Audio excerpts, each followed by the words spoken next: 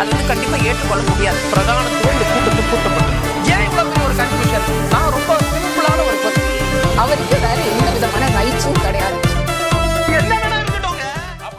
வணக்கம். நேர்பட பேசு நிகழ்ச்சிக்கு வரவேற்கிறோம். எங்களையும் அதிமுகவில் சேர்த்துக் கொள்ளுங்கள், இல்லை என்றால் 2026 மூன்றெழுத்து கட்சி ஆட்சி அமைக்கும் அப்படின்னு ஓபிஎஸ் ஆதரவு மாவட்ட செயலாளர் திரு ரஞ்சித்குமார் பேசியிருக்கிறார்.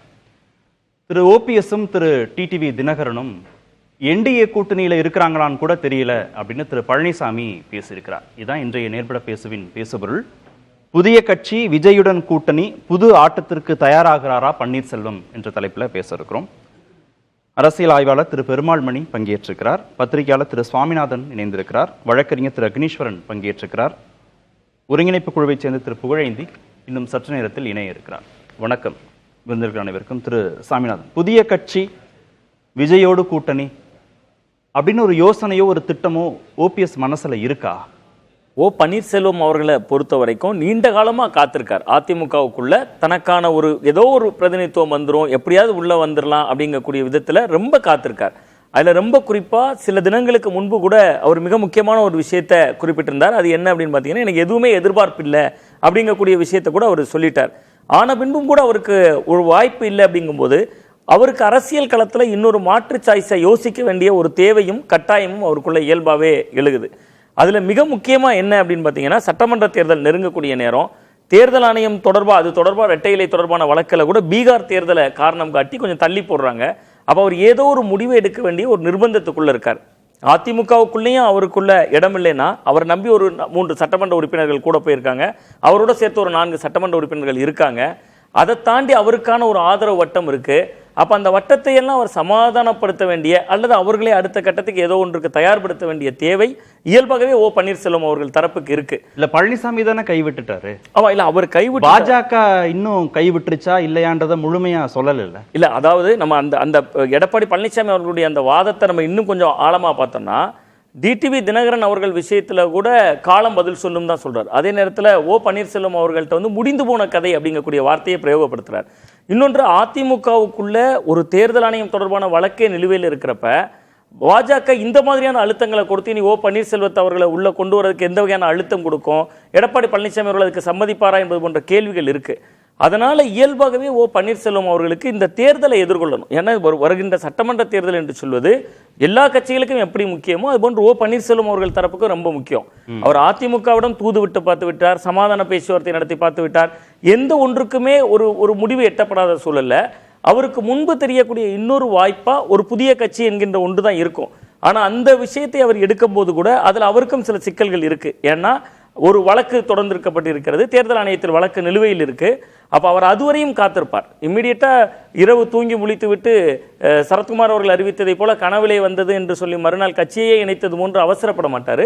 கொஞ்சம் காத்திருப்பார்னு தோணுது. இந்த முடிவுகளுக்காக எப்படியெல்லாம் வருகிறது என்பதற்காக காத்திருப்பார்.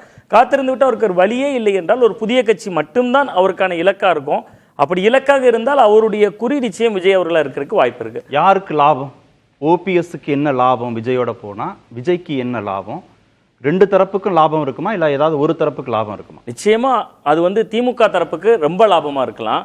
ஆனா அதிமுகவுக்கு அது கொஞ்சம் பலவீனத்தை ஏற்படுத்தும். ஏன் அப்படின்னா, ஒரு சிறிய புள்ளிவரம் மட்டும் தெரிவிக்க ஆசைப்படுறேன் சார். கடந்து முடிந்த சட்டமன்ற தேர்தலில் 2021 சட்டமன்ற தேர்தலில் டிடிவி தினகரன் அவர்கள் எடுத்த ஓட்டுகள் கிட்டத்தட்ட 21 சட்டமன்ற தொகுதிகளில் அதிமுகவோட வெற்றியை சிதைச்சிச்சு. நம்ம 165 தொகுதிகள் அவங்க போட்டிட்டாங்க. அவங்களே எஸ்டிபிஐ மாதிரியான கட்சிகள்லாம் கூட்டணியில் இருந்தாங்க. அமமுக ஒரு 165 தொகுதிகளில் போட்டிடுறாங்க. அதில் சற்றேறக்குரிய ஒரு 2.35% ஓட்டை டிடிவி தினகரன் எடுக்கிறாங்க. இன்னொன்று, கோவில்பட்டிக்கும் டிடிவி தினகரன் அவர்களுக்கும் என்ன சம்பந்தம்? கோவில்பட்டியில் இருக்கக்கூடிய அந்த கயத்தார் ஒன்றியத்தில் இருக்கக்கூடிய முக்குளத்தோர் ஓட்டுகளை மட்டுமே நம்பி டிடிவி தினகரன் களம் காண்றார்.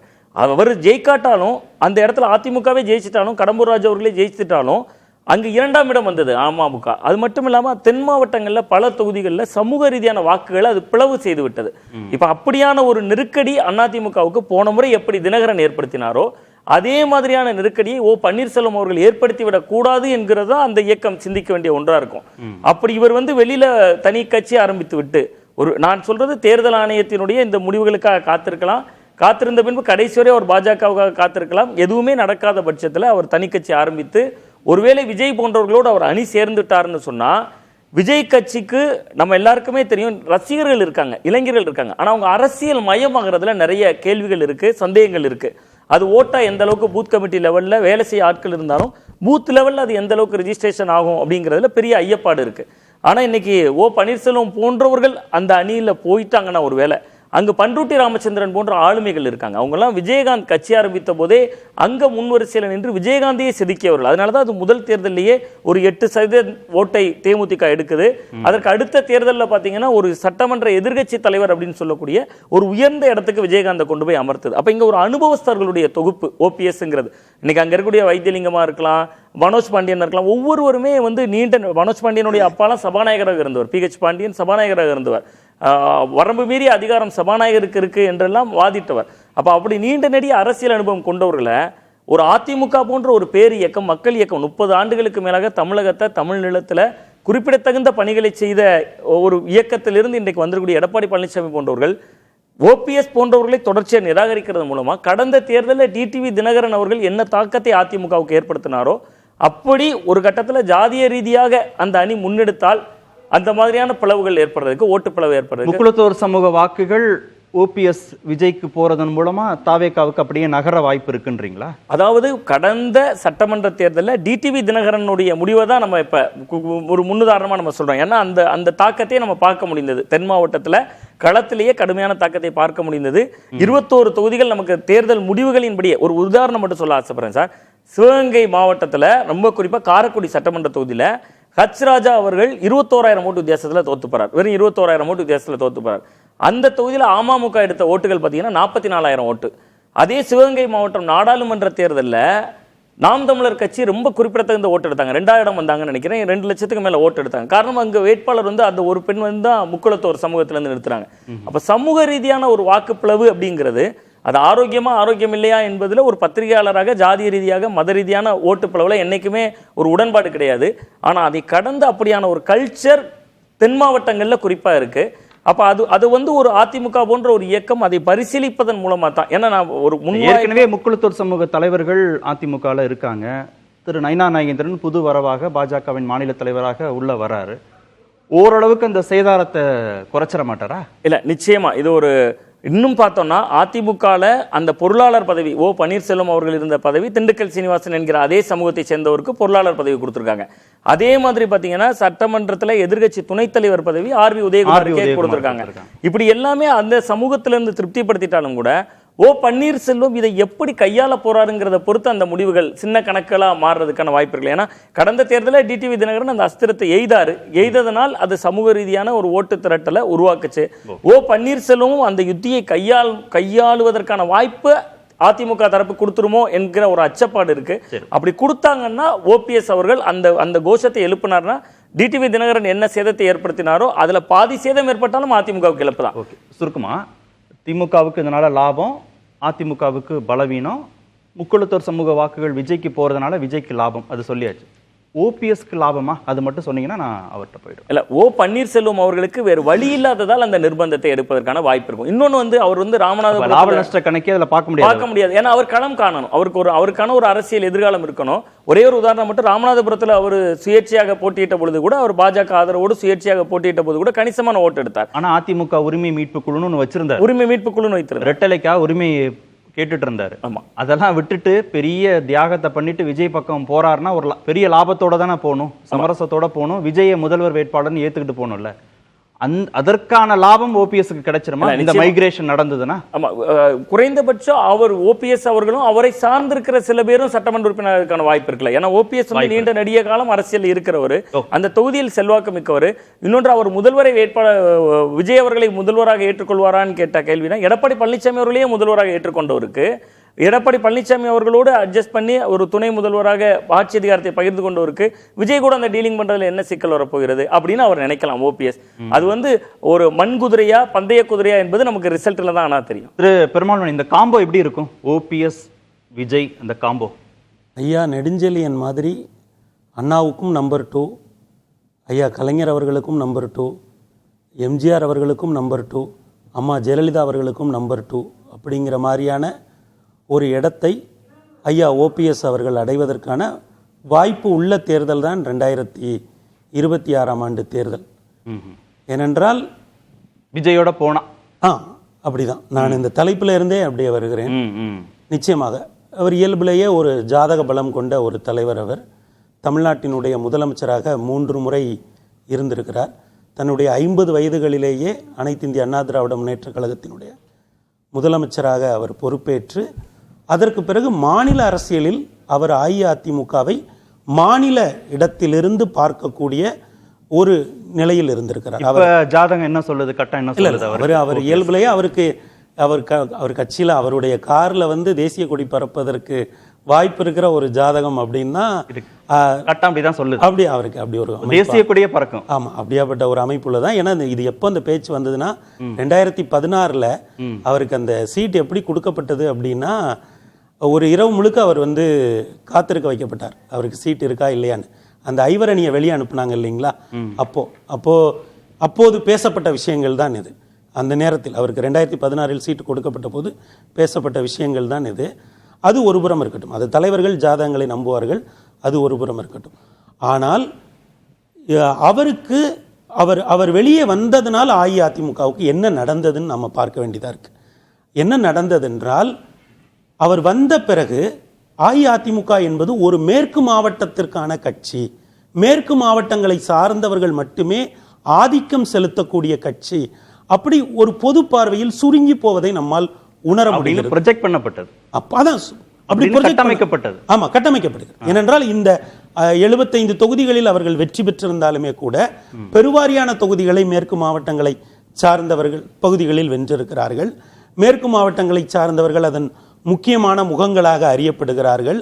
அந்த வகையில் அது ஒரு மேற்கு மாவட்டங்களுக்கான. ஏனென்றால் 1996 அனைத்து இந்திய அண்ணா திராவிட முன்னேற்ற கழகம் ஒரு பெரிய வீழ்ச்சியை சந்தித்த பிறகு அது மறுபடியும் எழுந்து வந்த 1998ஆம் ஆண்டு தேர்தலில் அஇஅதிமுகவுக்கு கை கொடுத்தது தென் மாவட்டங்கள் தான், மேற்கு மாவட்டங்கள் அல்ல. தென் மாவட்டங்களில் அவர்கள் மொத்தம் 13 இடங்களை வென்றார்கள். அதில் 8க்கும் மேற்பட்ட இடங்கள் தென் மாவட்டங்களிலிருந்து, அந்த டெல்டா மற்றும் தென் மாவட்டங்களிலிருந்து கிடைத்தது. அதுதான் அதனுடைய மறு எழுச்சிக்கு வித்திட்ட ஒரு தேர்தல். ஆக அந்த வகையில் பார்க்கிற பொழுது தமிழக அரசியல்ல ஒரு விசித்திரமான ஒரு விஷயம் இருக்கிறது. என்னவென்றால், கட்சிகளுக்கு என்று பேக்கிங் கம்யூனிட்டி ஓட்டு கிடையாது. ஐயா அண்ணா அவர்கள் பேரறிஞர் பெருந்தகை அண்ணா அவர்கள் திமுகவை வழிநடத்திய போது பேக்கிங் கம்யூனிட்டி வாக்குகளாக இருந்த வாக்குகள் வேறு. ஐயா கலைஞர் அவர்கள் திமுகவை வழிநடத்திய போது பேக்கிங் கம்யூனிட்டி வாக்குகளாக இருந்தவை வேறு. ஐயா ஸ்டாலின் அவர்கள் காலத்தில் பேக்கிங் கம்யூனிட்டி வாக்குகள் என்பது திமுகவுக்கு வேறு. அதே போல அனைத்து இந்திய அண்ணா திராவிட முன்னேற்ற கழகத்திற்கும் புரட்சி தலைவர் ஐயா எம்ஜிஆர் அவர்கள் வழிநடத்திய போது பேக்கிங் கம்யூனிட்டி ஓட்டு வேற, அம்மா வந்த பிறகு பேக்கிங் கம்யூனிட்டி வாக்குகள் என்பது வேறு. அந்த வகையில் ஐயா எடப்பாடியார் அவர்களும் ஒரு முயற்சி செய்தார்கள். 2021 தேர்தலில் அந்த கெமிஸ்ட்ரியை அது எந்த தலைவருமே ஒரு 4 ஆண்டு காலம் முதலமைச்சராக இருந்த பிறகு ஒரு துணிச்சலாக எடுக்கக்கூடிய ஒரு முடிவு தான். அந்த வகையில் அவர் ஒரு புதிய உத்தியை மேற்கொண்டார். ஆனால் அது எதிர்பார்த்த அளவிற்கு அவருக்கு பலனை தரவில்லை.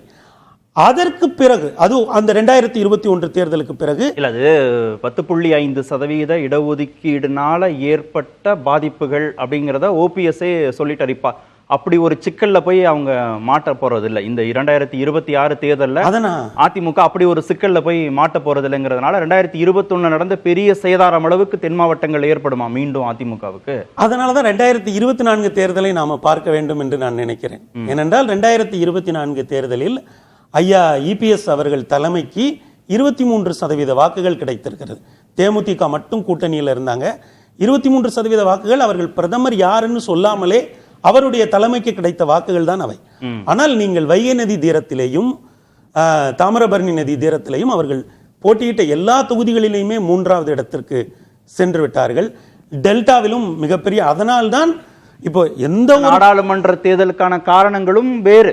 பிரதமர் வேட்பாளர் அதெல்லாம் நான் சொன்னேன்ல, திமுக வெர்சஸ் பாஜக தான் இருந்துச்சு. அப்போ அதுக்கான காரணங்களும் வேறு. இப்ப நம்பர் 2, அதாவது முதல்வர் விஜய், துணை முதல்வர் ஓபிஎஸ்ங்கிற அகாமடேஷனுக்கு ஓகே அப்படின்னா ஓபிஎஸ் நகர்ந்துருவாருன்றீங்க விஜய் பக்கம். அப்படிதான் புரிஞ்சுக்கணும் நீங்க. தேசிய கொடி பறக்கும், நம்பர் 2 பொசிஷன், ஜாதகம் கட்டம், அதெல்லாம் இல்ல. இவருடைய அனுபவம் அந்த சேஃப் அகாமடேஷன் சாமிநாதன் விட்ட இடத்துல இருந்தே நான் தொடர்றேன். ஏனென்றால் அவர் குறிப்பிட்டதை போல இவருக்கு ஒரு அனுபவம் இருக்கிறது. பிறகு அவர் அஇஅதிமுகவில் அவர் அவைத்தலைவராக இருந்திருக்கிறார், பொருளாளராக இருந்திருக்கிறார், 3 முறை முதலமைச்சராக இருக்கிறார். தனக்கென்று அம்மா இருந்த காலத்தில் எந்த தனிப்பட்ட அணியையும் உருவாக்காமல் அவர் தலைமைக்கு மிகவும் விசுவாசமாக இருந்திருக்கிறார். பின்னாடி அதிமுகன்னு ஒண்ணு இருந்துச்சு, பெரிய இயக்கம் இருந்தது, ரைட். ஆனால் கோடிக்கணக்கான தொண்டர்கள் இருந்தாங்க, ரைட். இதெல்லாம் ஓபிஎஸ் மட்டும் தனி ஆளுமையாக இல்ல நான் அதை சொல்லவே வரல. ஆனால் நீங்கள் when you see from the top, மலை மீது இருந்து பார்ப்பவர்களுக்கு எல்லா பாதைகளும் தெரியும் அப்படின்னு ஓஷோ சொல்வதை போல ஒரு பேர் இயக்கத்தில் நீங்க 2001 இருந்து 2017 வரை, இன்னும் சொல்ல போனால் அவர் கட்சியிலிருந்து நீக்கப்பட்டது ஒரு இடைப்பட்ட ஒரு குறுகிய காலத்தில் அவர் வெளியே போகிறார். பிறகு ஒருங்கிணைப்பாளராக வந்து அமர்கிறார். அந்த வகையில் கட்சியை மேலிருந்து பார்த்தவர் என்ற வகையில் என்றைக்கு அவர் வருவாய்த்துறை அமைச்சராக பொறுப்பேற்று 8வது இடத்திலிருந்து 1வது இடத்திற்கு முதலமைச்சராக நகர்ந்தாரோ அன்றிலிருந்து கட்சியில் அவர் முக்கியமான இடத்தில் இருந்திருக்கிறார். கட்சியினுடைய விவகாரங்களை தீர்க்கிற இடத்தில் இருந்திருக்கிறார். உட்கட்சி பிரச்சனை என்றால் ஐயா ஓபிஎஸ் தான் போவார். கூட்டணி கட்சிகளோட பேச்சுவார்த்தை என்றால் அம்மா காலத்தில் ஐயா ஓபிஎஸ் தான் போவார். அதான் சார், அது எல்லாமே திருமிகு ஜெயலலிதாவுடைய அம்மா இருந்தார்கள், நடந்தது. ஆனால் அந்த இடத்துல இருந்து பார்க்கும்போது உங்களுக்கு ஒரு அனுபவம் திரண்டு இருக்கும்ல. அந்த அனுபவம் நண்பர் சுவாமிநாதன் குறிப்பிட்டதை போல ஐயா விஜய் என்கிற ஒரு இளம் தலைமுறை ஒரு எனர்ஜெட்டிக் ஒரு டீமோட சேருதுன்னு வைங்க, அங்க ஒரு மேஜிக் நடக்கிறதுக்கு வாய்ப்பு இருக்குல்ல. அது அப்படிதான் நான் இதை புரிந்து கொள்கிறேனே தவிர, ஏனென்றால் இந்த 2026 தேர்தலில் 2 பேர் தான் மிக முக்கியமான தாக்கத்தை ஏற்படுத்துவார்கள். ஒன்று ஐயா ஓபிஎஸ், இன்னொன்று ஐயா ராமதாஸ். இவர்கள் இருவரும் எடுக்கிற முடிவுதான் போறாங்க. இவர்கள் இருவரும் என்ன நினைக்கிறார், இவர்களால் நிச்சயமாக இந்த தேர்தலில் மிகப்பெரிய தாக்கத்தை ஏற்படுத்த முடியும். ஏனென்றால் அவருக்கு இதை மட்டும் சொல்லிடுறேன், அவருக்கு ஒரு பேக்கிங் கம்யூனிட்டி வாக்குகள் இருந்தாலுமே கூட அவருக்கு ஒரு காஸ்ட் நியூட்ரல் இமேஜ் ஒன்று இருக்கு. அதனால இந்த 2 அவருடைய நீண்ட கால அனுபவம் இது எல்லாம் சேர்ந்து, ஏன்னா இந்த ஒரு பேட்டியில கூட ரெண்டுமே முரணாச்சே. நீங்க ரெண்டையும் எது புரியல. அவருக்கு பேக்கிங் கம்யூனிட்டி இருந்தாலும் ஒரு காஸ்ட் நியூட்ரலிட்டி இருக்கு சார். எப்போதுமே தலைவர்கள் அந்த இடத்துல தான் உருவாக ஒண்ணா இருக்க முடியுமா? இல்ல சார், 2 அப்படிதான் உருவாக முடியும். எப்படி இருக்க முடியும் சார்? ஒரு தலைவர் அவர் போனா அவர் சமூகத்து வாக்குகள் போயிடுமேன்னு தான் இவ்வளவு நேரம் பேசிட்டு இருக்கோம். இல்ல சார், ஆனா அவர் வந்து ஒரு இல்ல நீங்க இந்த இடத்துல மிஸ் பண்ண சார், இந்த இடத்துல மிஸ் பண்ணாதீங்க. எந்த ஒரு தலைவருக்கும் ஒரு பேக்கிங் கம்யூனிட்டி ஓட்டு இருக்கணும். அதை தாண்டி அவருக்கு ஒரு காஸ்ட் நியூட்ரல் இமேஜ் இருக்கணும். அந்த இடத்துல தான் தலைவர்கள் எந்திக்க முடியும். அவரே ஏத்துக்காம தானே பொதுக்கூட்டத்துல 10.5% இடஒதுக்கீடு கொடுக்கும்போது நான் வேண்டான்னு சொன்னேன். இப்ப நம்ம தோத்து போயிட்டோம்னா அவரு தன்னை வந்து அந்த சமூகத்துடைய பிரதிநிதியாக ஒற்றுக்கொண்டு அவர் வந்து தன்னை முதலமைச்சராக்கி அழகு பார்த்த முதல் சுற்றிலே நிறைய நேரம் கொடுத்தாச்சு. அஇஅதிமுக விட்டு பிரிந்து போக விரும்பவில்லை. அடுத்த சுற்றுல திரு புகழேந்தி, ஓபிஎஸ் என்டிஏ விட்டு நகர்வதற்கு பாஜக ஒத்துக்குமா? பாஜக விரும்புமா? புதிய தலைமுறை யாராவது ஒரு பிஜேபி தலைவர், எனது அருமை நண்பர், நான் என்னோடு ஓபிஎஸ் அண்ணனோடு நான் இருந்தது போலவே இதற்கு முன்னாலே பேசினார். ஆனால் தேசிய ஜனநாயக கூட்டணியில் அங்கம் வகிக்கும் அஇஅதிமுக என்று தான் சொல்ல வேண்டும் என்று சென்ற முறையே சொன்னேன். யாராவது ஒரு பிஜேபி தலைவர் ஓபிஎஸ் அவர்களை பொருட்படுத்துகிறார்களா? அவர் சொன்னார், 3 முறை முதலமைச்சர், அவைத்தலைவராக இருந்தவர், முடிவுகளை எட்டக்கூடியவர், எடுக்கக்கூடியவர், அம்மாவிடம் நம்பர் 1 இருந்தார். அப்படிப்பட்ட ஒரு தலைவரை திரும்பி கூட பார்ப்பதே இல்லை பாரதிய ஜனதா கட்சி. இல்ல என்டிஏல இல்லன்னு அவங்க சொல்லல இன்ன வரைக்கும். என்டிஏல ஓபிஎஸ் இல்ல அப்படின்னு எப்பயாவது சொல்லிருக்காங்களா பாஜக தலைவர்கள்? இருக்காங்கன்னா சொல்லிருக்காங்களா? இருக்காருன்னு சொல்லல, இல்லன்னு சொல்லல. அப்போ அந்த இடம் அப்படியே இருக்குன்னு தானே அர்த்தம். அவ்வளவு பெரிய லீடர் வந்து இங்க வந்து பார்ட்டிசிபேட் பண்றேன்னு வாலண்டரியா போய் பிஜேபி கூட கை கோர்த்து நிக்கிறார். எப்ப பாரு பாரத பிரதமர் மோடி தான் என்னுடைய தலைவர்னு சொல்றார். ஆஃப்டர் டிமேஜ் ஆஃப் அம்மா இவ்வளவையும் சொல்லி பிஜேபிக்கு பக்கபலமாக இருக்கக்கூடிய தலைவரை ஒவ்வொரு முறையும் வருகின்ற பிரதமரும் சரி, உள்துறை அமைச்சரும் சரி, அவரை தவிர்த்து விட்டு எடப்பாடி பழனிசாமியை சந்திக்கிறார்கள். ஒரு பிரச்சனை அன்னைக்கு எல்லாரும் சேர்ந்து இருக்கணும். அப்போ பாரதிய ஜனதா இந்த சேர்த்து வைக்க வேண்டிய வேலையெல்லாம் பார்த்து சேர்த்து வச்சது. இன்னைக்கு வந்தப்போ அந்த பொசிஷன் வந்தப்போ ஏன் நீங்க வந்து எடப்பாடி பழனிசாமியை மாத்திரம் பார்த்துட்டு திரும்பி போகிறார்களே தவிர அது உள்கட்சி பிரச்சனைன்னு சொல்லிட்டாங்களே சார். அவர் கட்சியின் பொதுச் செயலாளர், அதிமுகங்கிற ஒரு கட்சியுடைய பொதுச் செயலாளர் திரு எடப்பாடி பழனிசாமி, அதனால சந்திக்கிறாங்க, கூட்டணி வச்சுக்கிறாங்க. அது கரெக்ட். நான் வந்து அவர் பொதுச் செயலாளர் ஒத்துக்கிறது உங்களுக்கு தெரியும். இன்னும் எலெக்ஷன் கமிஷன் ஒத்துக்கல, அது வேற விஷயம், விட்டுருங்க. நீங்க அப்படியே வச்சுக்கோங்க. பிஜேபி நீங்க கேட்ட கேள்வி, தேசிய ஜனநாயக கூட்டணியில் எங்களோடு அங்கம் வைக்கிறார் என்று ஓபிஎஸ் அங்கம் வைக்கிறார் ஏன் அந்த தலைவர்கள் சொல்லுவதில்லை? இல்ல இபிஎஸ்க்கும் ஓபிஎஸ்க்கும் ஒரே முக்கியத்துவத்தை பாஜக கொடுக்கணும்னு எப்படி எதிர்பார்க்க முடியும்னு கேக்குறேன். ஏற்கனவே கொடுத்தார்களா இல்லையா? ஒரே ஏர்போர்ட் நிக்க வச்சு கை காமிச்சாங்களா இல்லையா? 2 பேத்துக்கும் சேர்த்து. இன்னைக்கு போய் மதுரையில தங்கினா கூட பாக்குறதுக்கு தயாரா இல்லைன்னு சொன்னா, ஆகவே மதிப்பதில்லை, தேவையில்லை என்ற முடிவுக்கு வந்து விட்டார்கள். நான் ஒன்றை ஆணித்தரமாக இங்கே புதிய தலைமுறைக்கு பதிவு செய்கிறேன். இப்படியே போகுமே ஆனால் எங்களது கூட்டணியில், தேசிய ஜனநாயக கூட்டணியில் ஓபிஎஸ் இல்லை, அவருக்கு இங்கே இடமில்லை என்று சொல்லத்தான் போகிறார்கள். பழனிசாமி சொல்லுவார். அவர் எங்கேயோ பேசிய பொழுது கூட சொல்லுகிறார், அது முடிந்து போன கதை. அப்ப அதை சொல்லதான் போறாங்க. அப்ப ஸ்ட்ராங்கா தான் இருக்காரு. முன்னாலே அப்ப இபிஎஸ் ஸ்ட்ராங்கா தான் இருக்காரு. அவர் பொசிஷனை கரெக்டா தான் வச்சிருக்காரு. அவரு வேண்டாம் ஓபிஎஸ் கூட்டணிக்குள்ளன்னா வேண்டான்னு சொல்லக்கூடிய இடத்துல தான் பாஜக இருக்கு. அப்போ டெஃபரண்டா இருக்கு. பழனிசாமி சொல்லுவதை கேட்கின்ற இடத்தில் இருக்கிறது. பழனிசாமி இப்போ இன்னொரு படி கீழே இறங்கி வந்து முதலிலே ஒரு நாடகம் ஆடினார் கூட்டணி என்று. இப்ப என்ன சொல்றாரு? அதிமுக தனித்து ஆட்சி அமைக்கும், நாங்க ஆட்சிக்கு வருவோம், அந்த கூட்டணி கிடையாது அப்படின்னு சொல்றாரு. இப்ப பிஜேபி அது போன்ல கேட்டாங்களா, அது ஓகே, எக்ஸ்பிளனேஷன் ஓகேன்னு சொல்லிட்டு வேடிக்கை பார்க்கிறார்கள். நான் என்ன கேட்கிறேன், ரொம்ப ஒரு டால் லீடரா ஓபிஎஸ் பார்த்து எதற்காக இத்தனை அவமானங்கள், எதற்காக இத்தனை அச்சுறுத்தல்கள், எதற்காக இப்படிப்பட்ட ஒரு நிலை? ஏன் வெளியிலே வரமாட்டேன்? பண்டூட்டியார் பேசும்போது அன்னைக்கு கூட்டத்தில் சொல்றார், யார் பின்னாலையும் நாங்கள் செல்ல தயாராக இல்லை. ஏன் இவர் சொல்ல மாட்டேங்கிறார்? வெளியில வரலாமே சார். என்னதான் முடிவு எடுக்கணும்? வெளியே வந்து என்ன முடிவு எடுக்கணும்? அப்போ 234 தொகுதியிலையும் கேண்டிடேட் நிறுத்த போறேன். நான் செல்வாக்கு இருக்கு, சவுத்துல மாத்திரம் இல்ல, எல்லா இடத்துலயும் எனக்கு செல்வாக்கு இருக்கு. அப்படி செல்வாக்கு கொண்டு அம்மாவால் முதலமைச்சராக்கப்பட்ட நான் 2 முறை 3 முறை முதலமைச்சராக இருந்தவன், நம்பிக்கைக்குரிய மனிதன். ஆகவே நாட்டு மக்கள் என்னை தான் ஆதரிப்பார்கள். பழனிசாமி எங்கிருக்கின்றாரோ அங்கே என்னால் இருக்க முடியாது என்ற வார்த்தையை ஏன் தைரியமாக சொல்லுவதில்லை? ஒரு காஞ்சிபுரத்திலே ஒரு கூட்டம் நடக்கிறது, நீங்க நல்லா நினைச்சு பாருங்க கார்த்திக். காஞ்சிபுரம் கூட்டத்துல நாங்க போய் காலில் விடுவோன்றார் ஒருத்தர். அங்கே ஓபிஎஸ் அடுத்த இடத்தில் இருக்கக்கூடிய வைத்தியலிங்கம் இருக்கிறார். வானலாவை அதிகாரம் படைத்தது சட்டமன்றம் என்று சொன்ன அங்கே PH பாண்டியனுடைய மகன் இன்றைய சட்டமன்ற உறுப்பினர் அமர்ந்திருக்கிறார், மனோஜ் பாண்டியன். எழுச்சி அந்த மைக்க உடனே ஆஃப் பண்றது இல்ல. என்ன சொல்றாருன்னா, இல்ல திரு ரஞ்சித் குமார் ஓபிஎஸ் ஆதரவு மாவட்ட செயலாளர் என்ன பேசுறாருன்னா, நாங்க எவ்வளவோ போராட்டம் பண்ணிட்டோம், எவ்வளவோ கோரிக்கை வச்சாச்சு, எங்களை சேர்த்துக்க மாட்டேன்றீங்க, கட்டாயம் சேர்த்துக்கங்க. இபிஎஸும் ஓபிஎஸும் இணையலைன்னா 3 எழுத்து உடைய கட்சி 2026 ஆட்சி பொறுப்புக்கு வந்துடும் அப்படின்னு சொல்றாரு. 2 பேரும் சேரணும்ன்றத அவர் ரொம்ப இறங்கி போய் ரொம்ப தன்மையா சொல்றாருன்னு தானே பார்க்கணும். கண்டிப்பா இணைஞ்சிருங்கன்னு சொல்றாருன்னு தானே எடுத்துக்கணும். அது அவர் சொன்ன பாயிண்ட் கரெக்ட். 3 எழுத்து கொண்ட கட்சி திமுக ஆட்சிக்கு வந்துடும், எல்லாரும் ஒற்றுமையா இல்லைன்னு சொன்னா அது தெரிஞ்சுதானே சார் பழனிசாமி இவ்வளவு வேலையும் செஞ்சுட்டு இருக்காரு. அது தெரிந்துதான் திமுக வர வேண்டும் என்பதுதானே பழனிசாமி நோக்கமாக இருக்கிறது. இதெல்லாம் பிரச்சாரம் போறது, கூட்டத்தை கூட்டுறது, அத்தனையும் பெரிய டிராமா.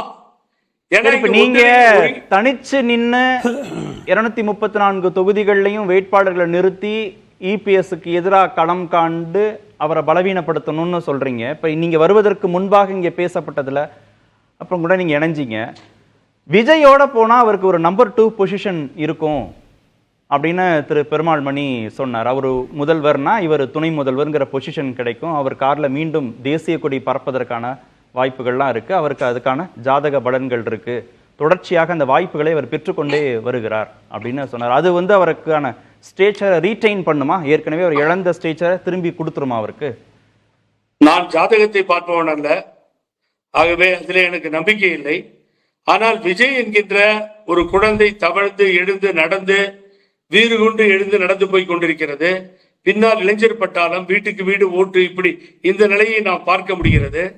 அப்ப அவரோடு போய் ஓபிஎஸ் சேரும் பொழுது ஓபிஎஸ் நம்பி நிற்கின்ற நிர்வாகிகள், மாவட்ட செயலாளர்கள், அமைப்பு செயலாளர்கள், லட்சக்கணக்கான தொண்டர்கள், தென் தமிழகத்தில் ஆதரவாளர்கள் எல்லோரும் சேர்ந்து ஓ நமக்கு இன்னும் உயிர் இருக்கு, நமக்கு அண்ணன் கூட போறதால நமக்கு ஒரு பலன் இருக்கு, எங்கேயாவது ஒரு இடத்துல சீட்டு கிடைக்கும், ஆகவே நம்ம போவோம் அப்படின்னு சொல்லி எல்லோரும் சேர்ந்து ஒரு எதிரியை பழிவாங்க வேண்டும் என்பதற்காகவாவது அதை முன்னிறுத்தி வருவார்கள். எடப்பாடி பழனிசாமி அரசியலில் இருந்து தூக்கி எறியப்பட வேண்டும் என்றுதான் ஒவ்வொரு கனவும் இருக்கிறது. அப்போ விஜயோட போனா ரைட் கூட போலாம், சேர்ந்து நிக்கலாம் அப்படின்னு. That is nothing but wrong. அது தவறே இல்லை. அவர் போவதிலே, அவரோடு சேருவதிலே அது வரவேற்கக்கூடிய ஒரு விஷயமாக தான் பார்க்கிறேன். ஏனால் எப்படியாவது அரசியல் கோணத்தில் எடப்பாடி பழனிசாமி திரும்பி வர வேண்டும் என்றுதான். அதிமுகவை மீட்டெடுக்கணும், அதிமுகவுடைய தலைமை பொறுப்புக்கு வரணும், ரெட்டலைய மீண்டும் தன் வசம் கொண்டு வரணும் அப்படின்லாம் கனவுகளோடு இருக்கிற ஓபிஎஸ்க்கு அதெல்லாம் முற்றுப்புள்ளியா அமைஞ்சிராதா? ஒருவேளை விஜய் பக்கம் அவர் நகர்ந்தார்னா? இன்னமும் அதிமுகவில் தான் இருக்கிறார். என்னுடைய தகவலின்படி, நான் கொடுத்த அந்த வெளியிட்ட தேர்தல் ஆணையத்தினுடைய அதிகாரப்பூர்வமான அந்த ஏட்டின்படி அவர் ஒருங்கிணைப்பாளர் என்பது இன்னும் இருக்கிறது. ஆகவே பொதுச் செயலாளரும் இருக்கிறது, ஒருங்கிணைப்பாளரும் இருக்கிறது. அதை தெளிவுபடுத்த வேண்டும் என்று உச்ச நீதிமன்றமும் உயர் நீதிமன்றமும் சிவில் டிஸ்பியூட் கேஸ் முடிய வேண்டும் என்று சொல்லி இருக்கிறது. இவ்வளவு இருக்கும்போது அந்த ஃபைட் நடந்துகிட்டு தான் இருக்கும். அவர் அதிமுக பேர்ல தான் போய் விஜயை சப்போர்ட் பண்ணணும், ஒன்றும் தப்பே கிடையாது. அங்க அவர் ரெட்டைலைக்கு அவரும் சைன் பண்ணி வேணுனே அங்க நிறுத்துற வேட்பாளர்களையும் கேட்கணும். அதை பண்ணாருனாவே ரெட்டையில ஆட்டோமேட்டிக்கா ஃப்ரீ சைடும் சார். இதை தான் நான் சொல்லிட்டு இருக்கேன். நாடாளுமன்றத்தில் அவர் அதை செய்யல. எல்லார்கிட்டையும் நிக்கலாம்னு சொன்னாரு, நிறுத்தாம போயிட்டார். நிறுத்தாம ஒரு சைடு போகும்போது எப்படி டிஸ்பியூட் ஆகும்? டிஸ்பியூட் ஃபைல்ல இருக்காது. ஆகவே விஜயோடு போவது சரியான முடிவாகத்தான் இருக்கும் என்பது என்னுடைய கருத்து மாத்திரம் அல்ல. இங்க என்ன பிரச்சனைனா, காலிலே விழ வேண்டிய அவசியம் எல்லாம் இல்லை சார். எவ்வளவு போராட்டங்கள் 2 வருடமாக கார்த்தி சொல்லுங்க பாப்போம். எவ்வளவு போராட்டங்கள். அவரு அந்த நண்பர் சொல்றார், என்ன சொல்றார், நாங்க எவ்வளவு போராடி பார்த்துட்டோம். என்ன போராடினீங்க? புகழேந்தி டெலிவரிக்கு போனேன், புகழேந்தி இன்னைக்கு வரைக்கும் ஹைகோர்ட்ல நிக்கிறேன். இந்த கருத்துக்களை எல்லாம் எதிராக தொடர்ந்து சொல்லிக் கொண்டு வருகிறேன். இதை கார்த்திகை நானும் உட்கார்ந்து புதிய தலைமுறையில பல மணி நேரங்கள் பேசியிருக்கிறோம். நீங்க எல்லாம் என்ன பெரிய கஷ்டப்பட்டீங்க. சரி, அடுத்த சுற்றுல வரேன். ரக்னேஸ்வரன் போயிட்டு நான் வரேன். இல்ல ஒரு நிமிஷம். மக்கள் காலில் தான் விழ வேண்டும். யாரும் எஜமானர்கள் அல்ல. புரட்சி தலைவர் எம்ஜிஆரும் அம்மாவும் பேரறிஞர் அண்ணாவையும் தந்தை பெரியாரையும் அந்த கொள்கைகளோடு நிலைநிறுத்தி நிற்கின்ற அந்த மண் பேரறிஞர் அண்ணாவின் மண்ணில் என்று கொண்டு காலிலே விழ வேண்டும் என்று சொன்னதை விட ஓபிஎஸ் சுற்றி இருப்பவர்களுக்கு இதை விட பெரிய அவமானம் எதுவுமே இல்லை. இந்த வார்த்தையை பயன்படுத்தி இருக்கக்கூடாது. அக்னீஸ்வரன், காலில் விழுந்து கேட்கிறோங்கிறது ரொம்ப தன்மையா இறங்கி போய் கடைசி கட்ட கோரிக்கையாக பார்க்கப்படக்கூடியதான் அந்த வார்த்தை பிரயோகத்தை. திமுக ஆட்சி பொறுப்புக்கு வந்துருமா? அவங்க 3 எழுத்து கட்சியாக அவங்க தாவேக்காவை சொல்றாங்களா, யாரை சொல்றாங்கன்னு தெரியல. 2026 3 எழுத்து கட்சி ஆட்சி பொறுப்புக்கு வந்துரும், அதனால சேர்ந்துருங்க இபிஎஸும் ஓபிஎஸ்ங்கிற அளவுக்கு ஓபிஎஸ் ஆதரவாளர்கள் டிமாண்ட் வைக்கிறாங்க. ஆனா உறுதியாக மறுக்கிறார். என்டிஏல இருக்கிறாங்கன்னா கூட தெரியல ஓபிஎஸும் டிடிவி தினகரனும் அப்படிங்கிறத திரு எடப்பாடி பழனிசாமி உறுதியாக இருக்கிறார். தமிழ்நாட்டில் 63 கட்சி இருக்குது சார். அந்த 63 கட்சிகளில் 12 கட்சிகள் தேர்தல் ஆணையத்தால் அங்கீகரிக்கப்பட்ட கட்சிகள். இந்த 63 கட்சிகளில் 41 கட்சிகளினுடைய பெயர்கள் 3 எழுத்துல தான் இருக்கு. அண்ணன் போகிற போக்கு சொன்னார் பாருங்களேன். ஏங்க அந்த 3 எழுத்து இன்னும் இல்லைங்க, திமுக தாங்க. அங்கீகரிக்கப்பட்ட கட்சிகளில் நாம் தமிழர் கட்சி இருக்குது, ஆம் ஆத்மி இருக்குது, இந்திய தேசிய காங்கிரஸ் இருக்குது. காங்கிரசுக்கும் திமுகவுக்கும் இப்ப பிரச்சனை இருக்கு. அப்ப எதை வைத்து அவர்கள் தீர்மானிக்கிறார்கள் அப்படிங்கிறத பொறுத்திருந்தா சொல்ல முடியும். இந்த நடக்கக்கூடிய மதுரையில் நடக்கக்கூடிய செப்டம்பர் மாதம் நடக்கக்கூடிய மாநாட்டில் தான் அவங்க அறிவிப்பாங்க. அப்படியே இருந்தாலும் கூட அதை வெளிப்படையாக நாங்கள் இந்த கட்சியுடன் போக போறோம். தமிழ்நாட்டில் ஒரு தெளிவு கிடைக்காம இருக்குது. என்ன தெளிவுனா, திராவிட முன்னேற்ற கழகம் தெளிவா இருக்கிறாங்க. அப்பா எல்லாரும் அடிச்சு பிச்சுக்கிட்டு திரியட்டும்பா, நம்ம எதுவுமே நல்லது செய்யாட்டினா கூட நம்ம தான் உறுதியா ஆட்சிக்கு வருவோம் என்று ஒரு தெளிவோடு இருக்கிறார்கள். ஆனால் அண்ணா திராவிட முன்னேற்ற கழகத்தின் தலைமையில் பாரதிய ஜனதா கூட்டணி, ஆனா பேருக்குத்தான் கூட்டணி, ஆனால் எல்லோரும் இங்கு முதலமைச்சராக இருக்க வேண்டும் என்று எல்லோரும் நினைக்கிறார்கள். அனுபவம் இருக்கா? ஆட்சி அனுபவம் இருக்கா? அடிப்படை கட்டமைப்பு இருக்கா? அது எதுக்கு இருக்கு? அதிமுகவுக்கு தான் இருக்குது.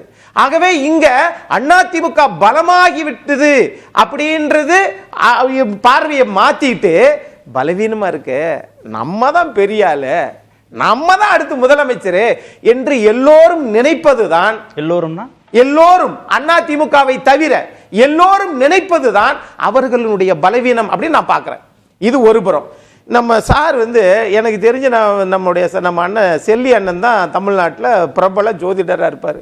மரியாதைக்குரிய அண்ணன் பெருமாள் மணி அண்ணனும் இப்போ ஜாதக பலன்களை நம்ப ஆரம்பிச்சிட்டாரு.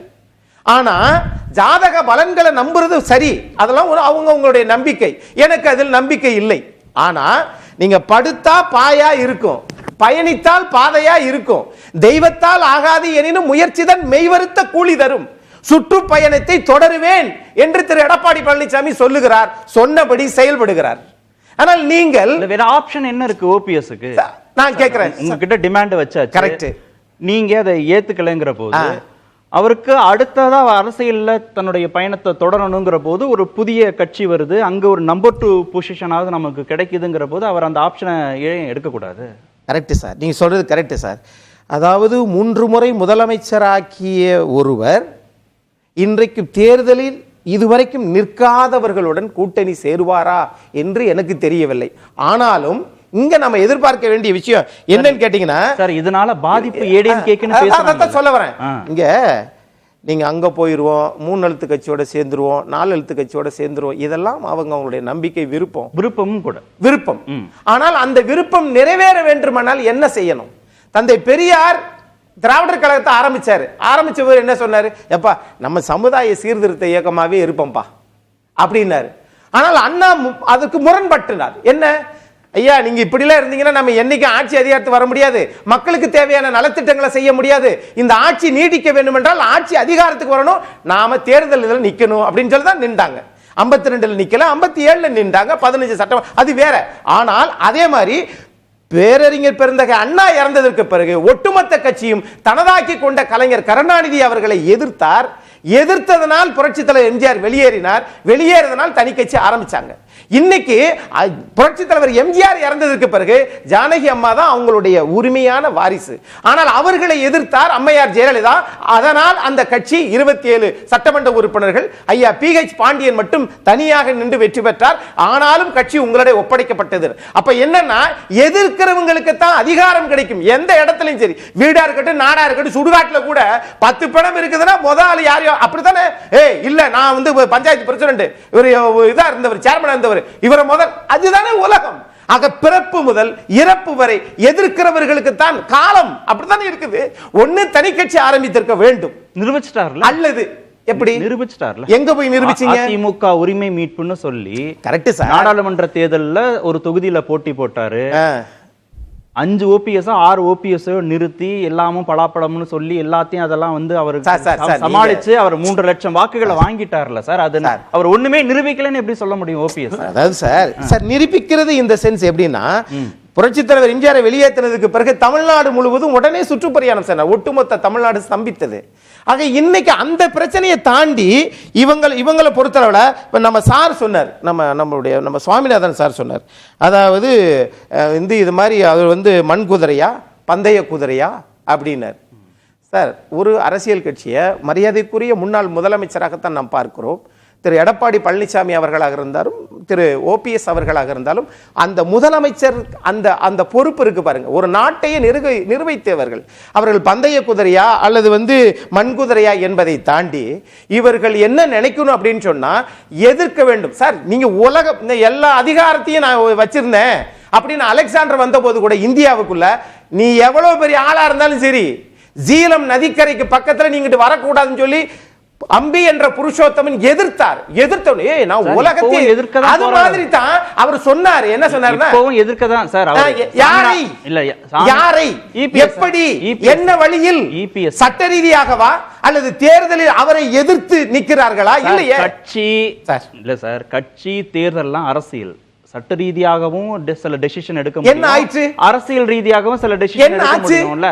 என்ன ஆச்சு? சட்ட ரீதியா அவருக்கு கிடைக்கல, சட்ட ரீதியாக முடியல, பின்னடைவுனா அப்புறம் அவர் பொலிட்டிக்கல் டெசிஷன் தானே சார் அடுத்து எடுக்க முடியும். அதுக்காக தேர்தலில் நாங்களும் சேர்த்துக்க மாட்டோம், நீங்களும் அந்த பக்கம் போயிடக்கூடாது, நின்னு போராடிக்கிட்டே இருங்கன்னு ஓபிஎஸ்க்கு எப்படி நம்ம சொல்ல முடியும்? நான் ஒன்றை சொல்லவா, போராடிக்கிட்டே இருங்கன்னு சொல்றது யாரு? இபிஎஸ் தான். அண்ணா திராவிட முன்னேற்ற சார் அவர் சொல்லல. அண்ணா திராவிட முன்னேற்ற கழக ரெட்டலை சின்னத்தை தோற்கடிப்பேன் என்று சொன்னது யாரு? இபிஎஸ் சொன்னாரு, ஓபிஎஸ் அவர்கள் சொன்னார்கள். இருந்தாலும் நான் இந்த தேர்தலில் நிற்கவில்லை, ஆனால் நான் கட்டமைப்போடு வருகிறேன் என்று ஏன் இதுவரை பலப்படுத்தவில்லை? அதுதானே கேள்வி. சரி, இப்போ ஒருவேளை அவர் எல்லா முடிவும் எடுத்து விஜய் பக்கம் நகர்ந்துட்டாருன்னா பலவீனம் அதிமுகவுக்குன்னு சொன்னாங்கல்ல, அந்த பலவீனத்தை எதிர்கொள்வதற்கு அதிமுக தயாரா இருக்கா? முக்குளத்தோர் சமூக வாக்குகள் விஜய் பக்கம் போகும், திமுகவுக்கும் லாபம், விஜய்க்கும் லாபம், ஓபிஎஸ்க்கும் லாபம், மூன்று தரப்புக்கும் லாபம். ஆனா நஷ்டம் வந்து அதிமுகவுக்கு மட்டும்தான் பேசினாங்க இல்லையா? அந்த நஷ்டத்தை எதிர்கொள்வதற்கு அதிமுக தயாரா இருக்கா? லெண்டர் ஆஃப் லாஸ்ட் ரிசார்ட் அப்படின்னு சொல்லி ஆர்பிஐ நம்ம சொல்லுவோம். அந்த மாதிரி கடைசி எல்லா வெற்றத்திலும் கட்சியை நம்ம இழந்துட்டோம். அதை வந்து கைப்பற்றிட்டாரு திரு எடப்பாடி பழனிசாமி அவர்கள். பொதுக்குழு மூலம் தான் நடத்தியிருக்கிறாரு. இன்னைக்கும் சுற்றுப்பிரயாணம் போகிறாரு. எல்லா சட்ட திட்டங்களுக்கும் கட்டுப்பட்டு உச்ச நீதிமன்றம் வரை தீர்ப்பு வாங்கிவிட்டு வந்திருக்கிறாரு. கடைசி எடுக்கக்கூடிய ஆயுதம் என்ன, இது பண்ணிட்டேன், என்ன இந்த மக்கள் தான் காப்பாற்றணும் என்று சொன்னால் அது மானுடத்தில் ஏற்றுக்கொள்ளப்படும். இல்ல தென்பகுதி ஒரு சில பகுதி என்று சொன்னால் நீங்களே ஜாதி ரீதியாக மக்களை பிரித்தால் என்ன இருக்குது? ஒட்டுமொத்த தமிழ்நாடும் இன்றைக்கு தாவேகாவினுடைய முடிவை எதிர்பார்க்கிறது. அதுல மாற்றமே கிடையாது. ஆனால் அந்த முடிவு என்பது யாருக்கானது? எல்லாருமே பறக்க ஆரம்பிச்சாங்க சார்.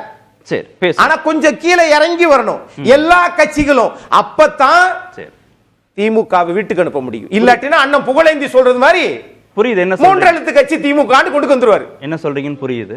திரு சாமிநாதன், திரு அக்னீஸ்வரன் நிறுத்தின புள்ளி ஓபிஎஸ் விஜய் கிட்ட போறது போகாம இருக்கிறதுங்கிறத விட விஜய் அதிமுக பக்கம் நகரணும், அதுதான் அவங்களுடைய முக்கிய விருப்பமாக இருக்கு. திமுக ஆட்சி பொறுப்புல இருந்து அகற்றுவதற்கு அந்த நகர்வு தான் முக்கியமானதாக அவங்க வந்து பார்க்கிறாங்க. அது இதற்கு மேலும் சாத்தியப்படுவதற்கான வாய்ப்புகள் இருக்கா? அண்ணா திராவிட முன்னேற்ற கழகத்தோட நம்பிக்கை அது. அவங்க வந்து விஜயை கூட்டிட்டு வரணும் அப்படிங்கிறது, இந்த அணிக்கு வரணும் அப்படிங்கிறது அவங்களுடைய நம்பிக்கை சார்ந்த விஷயமா இருக்கு, விருப்பம் சார்ந்த விஷயமா இருக்கு. அதை தாண்டுற இன்னொரு விஷயத்தை அவங்க யோசிக்க மறந்துடுறாங்க. என்னன்னா, ஒத்த கருத்துடைய கட்சிகள் எங்க அணிக்கு வரணும்.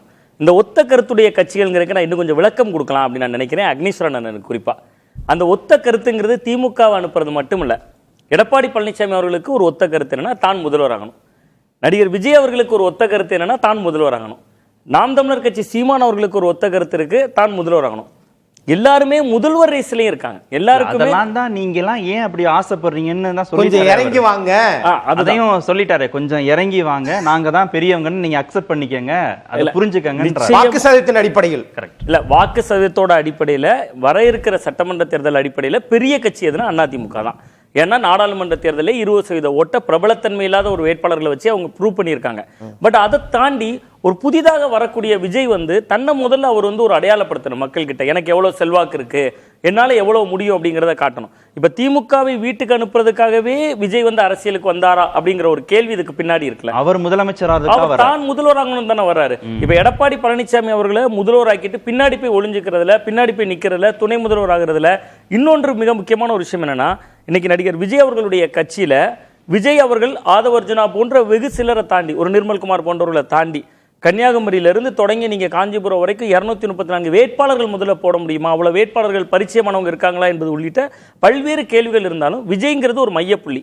அந்த மையப்புள்ளிக்கு என்ன ஓட்டு இருக்கு? ஏன்னா விஜயகாந்த் அப்படி தனித்து நின்றதுனால தான் ஒரு முதல் தேர்தலில் தேர்தல் ஆணையம் அங்கீகாரம் பெறாரு. அடுத்த முறை எதிர்க்கட்சி பரிசோதிச்சு முதல் தேர்தலில் பார்ப்பதற்கு அந்த கட்சி தயாரா, நிச்சயமா அவர்கள் அதற்குத்தான் அவர் தயாராவார ஒழிய இன்னொன்று அவருக்கு வந்து ஒரு முதல்வராகணும் அப்படிங்கிற ஒரு கனவோடியும் அவர் வந்திருக்காரு. திமுகவை அனுப்புறதுக்கு மட்டுமே அவர் அரசியலுக்கு வரல. அந்த இடத்துல தான் அவங்க ஒத்த கருத்து என்கிற ஒரு அழைப்பை மட்டுமே அதிமுக நினைச்சுக்கிட்டு இருக்காங்க. Okay okay. திரு அக்னீஸ்வரன், முதல்வர் வேட்பாளர்ல தான் சிக்கல். ஒருவேளை நீங்க விட்டு கொடுத்தா அது வேற சாத்தியமாகிறதுக்கு வாய்ப்பு இருக்கு. அதெல்லாம் நடக்கிற காரியத்தை நம்ம பேசுவோம் சார். அதுவும் தாவேக்காவும் அப்படித்தானே பேசுவோம். அப்படி கிடையாது சார். நீங்க மறைந்த மரியாதைக்குரிய மனிதநேய பண்பாளர் கேப்டன் விஜயகாந்த் அவர்கள் புரட்சி தலைவர் எம்ஜிஆருக்கு பிறகு எல்லோருக்கும் பசியாற்றி ஒரு ஒரு தலைவர் யாருன்னு கேட்டீங்கன்னா கேப்டன் விஜயகாந்த் அவர்கள் தான். அதனால தான் அவங்க இறந்த அன்னைக்கு எவ்வளோ பெரிய கூட்டம், அவர்கள் பேசியதெல்லாம் பார்த்தீங்கன்னா, மக்கள் பேசினதெல்லாம் எங்களை இப்படி காப்பாற்றினார், இவ்வளவு இது பண்ணார் அப்படிலாம் சொல்லும்போது அது மறைஞ்சதுக்கு பிறகு யாரும் பொய் சொல்ல மாட்டாங்க. அதுதான் உண்மை. ஆனா அப்படிப்பட்ட தலைவரை இன்னைக்கு சூப்பர் ஸ்டார் ரஜினிகாந்த் கடைசி வரைக்கும் 96ல தமாக உருவாக்குவதற்கு காரணமாக இருந்தவர். அதற்கு பிறகு அப்படியே மாறி மாறி மாறி கடைசி வரைக்கும் அவர் ஒரு நிலையான அரசியல் தன்மையை முடிவெடுக்க முடியாம போயிட்டார். ஆனால் அதுக்கு பிறகு இருந்தவர் திரு கமலஹாசன். இன்னைக்கு மக்கள் நீதி மையம், அதுவும் 3 எழுத்து தான், அது 3.6% வாக்கு எடுத்துச்சு. என்ன பண்ணாங்க? அதை என்ன பண்ணாங்க? எடுத்துட்டு அடுத்ததுல நம்ம இது பண்ண முடியாம இன்னைக்கு இது திமுகவுல போய் ஒரு நாடாளுமன்ற உறுப்பினராக மாறி இருக்கிறார். அதே மாதிரி விருத்தாச்சலத்தில் நின்ற திரு விஜயகாந்த் அவர்கள் தெரிந்துதான் என்ன பண்ணாங்க? அண்ணா திமுகவுடன் கூட்டணி வைத்து 29 சட்டமன்ற உறுப்பினர் எதிர்க்கட்சி தலைவர். முதல் அவர் நினைத்திருந்தால் இன்றைக்கு முதலமைச்சராக வந்திருக்க முடியும். இல்ல ஒரு நிமிஷம், விஜயகாந்த் கட்சி தொடங்கினவனே உங்களோட கூட்டணி வச்சுக்கிட்டாரா? இல்ல, அதுதான் ஒண்ணு இல்ல. 10% வரைக்கும் வாக்கு சதவீதத்தை உயர்த்தின பிறகு டிமாண்ட் பண்ணி தானே உங்களோட கூட்டணி வச்சு எதிர்க்கட்சி தலைவர் வரைக்கும் வந்தாரு. நீங்க அவங்க கேட்கிற தொகுதிகளை இரட்டை இலக்கத்துல நீங்க கொடுத்தீங்க. சார் 100% சார் நீங்க கேட்ட கேள்வி கரெக்ட். 10% எடுத்ததற்கு பிறகுதானே அவர் எதிர்க்கட்சி தலைவரா வந்தாரு. ஆமா, நாம எதுவுமே எடுக்காம முதலமைச்சரா இருக்கிறோம். முதலமைச்சர்ல எங்க பின்னாடி வாங்கன்னு சொன்னா எதன் அடிப்படையில்? சார் அவங்க கட்சி ஆகாயத்துல கோட்டை கட்ட முடியாது சார். அவங்க கீழ அடித்தளம் கட்டினா தான் கோட்டை கட்ட முடியும். அவங்க கட்சி அவங்க நம்புறாங்க. அது வேறு. விஜய்ங்கிற அந்த கரிஷ்மாட்டிக் முகமே நான் மறுக்கல. உங்களுக்கு பிரபலம், நீங்க ஒரு படம் நடிச்சா 200 கோடி வரும். ரசிகன் என்பது வேறு, அரசியல் கட்சி அரசியல்வாதி என்பது வேறு.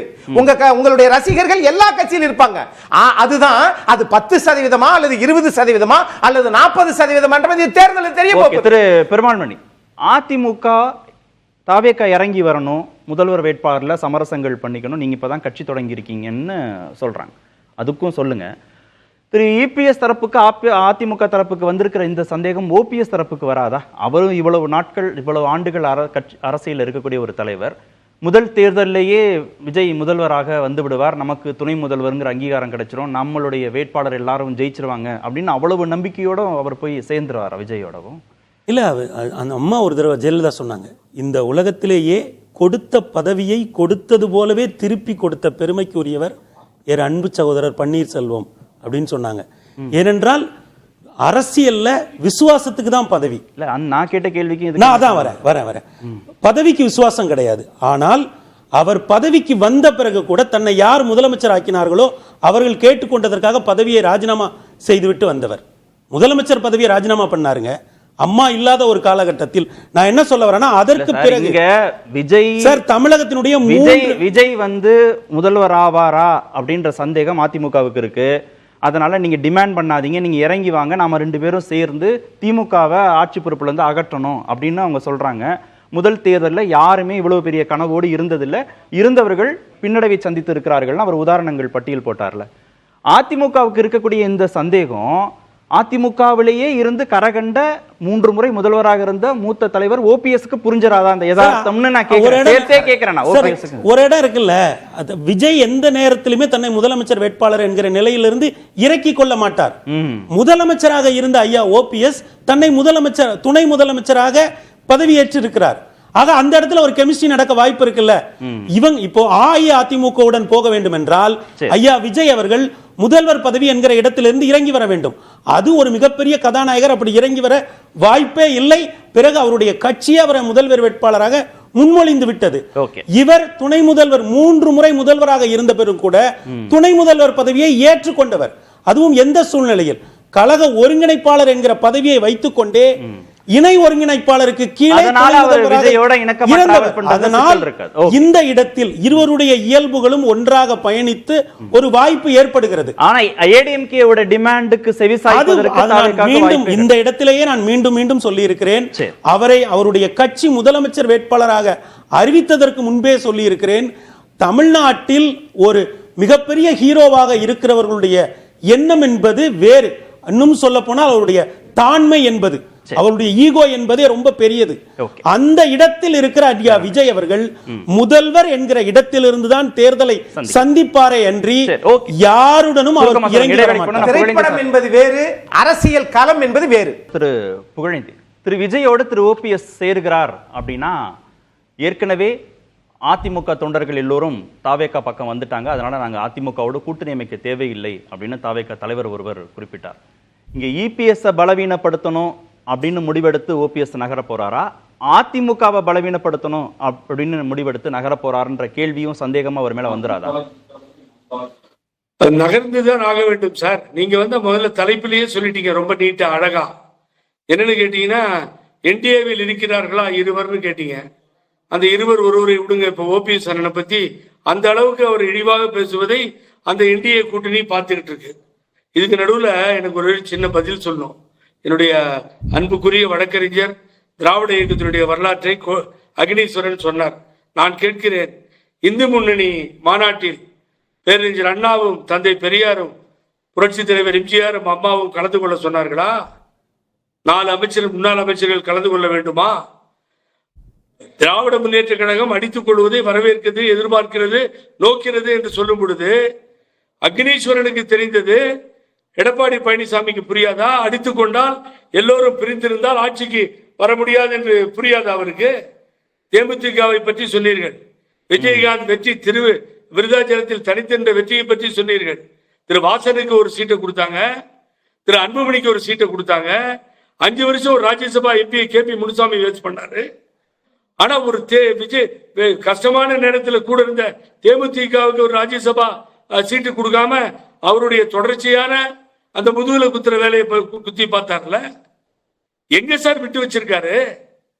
ஆகவே இந்த நிலை தொடருமேயானால், இந்த மக்கள் கூட்டத்திலே நாங்க பார்த்தாச்சு சார் எவ்வளவு கஷ்டப்பட்டிருக்கோம்னு. ஆனா கார்த்திக் சார் ஒன்ன சொல்றேன், நான் நீ பதிவு பண்றேன். இந்த நிலை தொடருமேயானால், ஒற்றுமை இல்லாமல் அவரது பயணம் தொடருமேயானால், எதுக்கு சுற்றுப்பயணம் போறாருன்றீங்க? ஏடிஎம்கே ஆபீஸ் எல்லாம் உட்கார முடியாது, வாயா போயான்னு கலட் ஆயிடுச்சு. அங்கெல்லாம் உட்கார்ந்து கட்சி நிர்வாகம் பண்ண முடியாது அவரால். ஆகவே வெளியேறி ஏதோ பேசிட்டு தினம் 400 பொழுது 400 இதுவும் பொய்ய பேசிட்டு அலைஞ்சிட்டு இருக்காரு.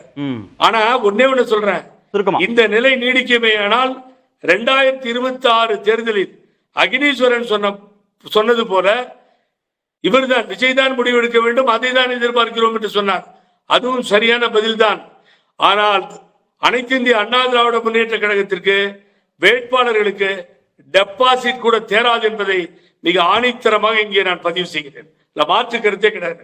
நடக்குதா இல்லையா பாருங்க. சரி, சுருக்கமா டெபாசிட் கூட கிடைக்காது, அதிமுக ஒருங்கிணைப்பு நடக்கலன்னா சுருக்கமா சொல்லுங்க. போகும்போது அண்ணன் ஆரம்பத்துல சொன்னது என்ன, 3 எழுத்து திமுகன்னு சொன்னார் இல்லையா? அதுல இருந்தே தெரிஞ்சுக்கிற வேண்டியதான். இது ஒண்ணு, திமுகவுக்கு டெபாசிட் இருக்கா இல்லைன்றத அண்ணன் பேச மாட்டாரு. ஆனா என்ன பிரச்சனைகள் வந்தாலும், என்னதான் நீங்க பலவீனம் சொன்னாலும், அதிமுக 2026 ஆட்சி அமைக்கும், அதுல மாற்றமே இல்ல. என்ன சந்தில நீங்க சிந்து பாடுங்க, நடப்பது இன்னைக்கு நடக்கிறதெல்லாம் மூளை செலவை. மக்களுக்கு உண்மை தெரியும். நன்றி. நிகழ்ச்சியில் பங்கேற்ற மக்களுக்கு தெரியும். தலைமை மாற்றம் வந்தால் வரும், எடப்பாடி மாற்றம் வந்தால் வரும். வரட்டும், எதுவும் வரட்டும். சந்திப்பு ஏன் இவ்வளவு ஒரு கன்ஃபியூஷன்? நான் ரொம்ப சிம்பிளான ஒரு அவருக்கு வேற எந்த விதமான